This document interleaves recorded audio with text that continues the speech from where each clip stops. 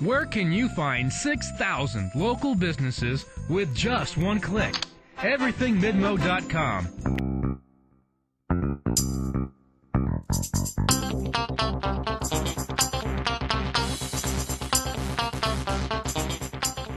Hello and welcome to the Columbia Daily Tribune's Behind the Stripes webcast. This is sports editor Joe Walljasper with Tribune football beat writer Dave Matter. Missouri headed to Colorado for a 12:30 Central Time game. Colorado's kind of an interesting situation with their quarterbacks. The coach's son had been starting, Cody Hawkins. Then they kind of belatedly yanked the red shirt of Hansen, the backup, right. And now they seem to be juggling him. What is the best look you can take at what's going on there with the quarterback? Well, Hawkins has said that Tyler Hansen is his guy.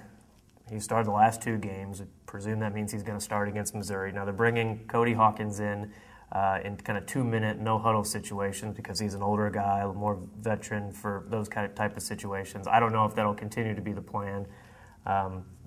It didn't necessarily work at Kansas State. That's where they tried that, and they still ended up losing. So I think if you look at the numbers, Hansen's been more accurate, more efficient as a passer. They haven't relied on him to throw the ball as much because they got behind in some games where Hawkins was a quarterback, Toledo especially, where they ended up having to throw the ball a whole lot.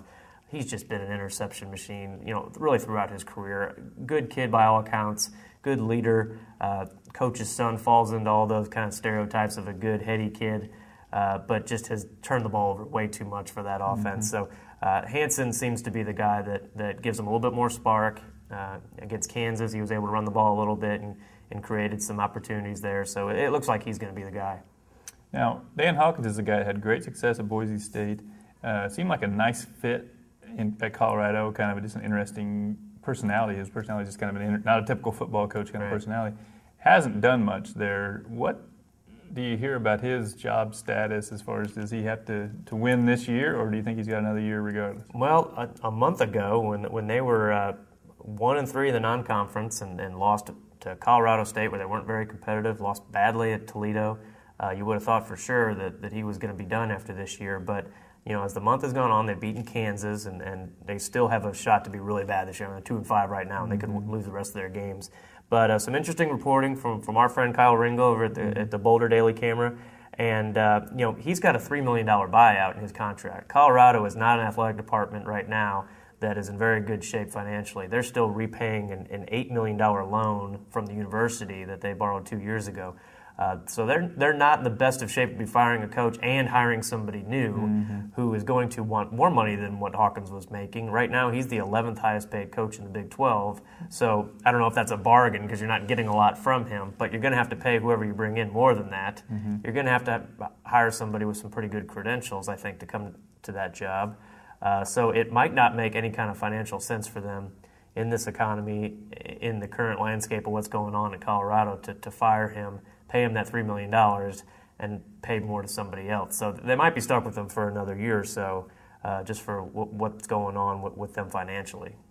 The last two times Missouri's played Colorado, both blowouts, and both times it looked like whatever Colorado's ideas were defensively were kind of the exact wrong ones. Yeah.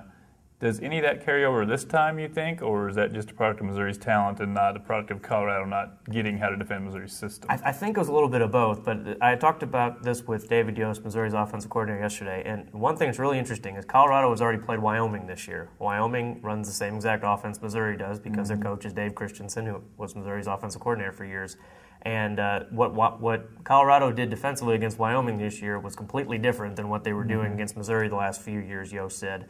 So they figured that there was no reason for Colorado to keep doing what they were doing against Missouri. They've tried something new. So at least Missouri kind of has an idea on how they're going to try to defend their formations and what they like to do.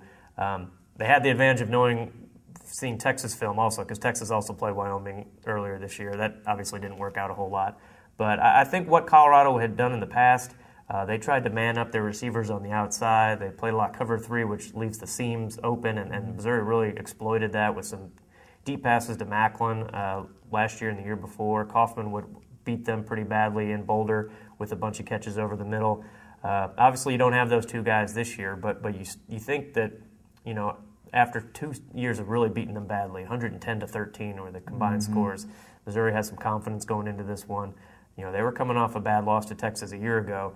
Following week, beat Colorado 58-0. So a lot of different players, but at least I think maybe they still have that kind of built-in confidence that they know they can recover pretty quickly against this Colorado team.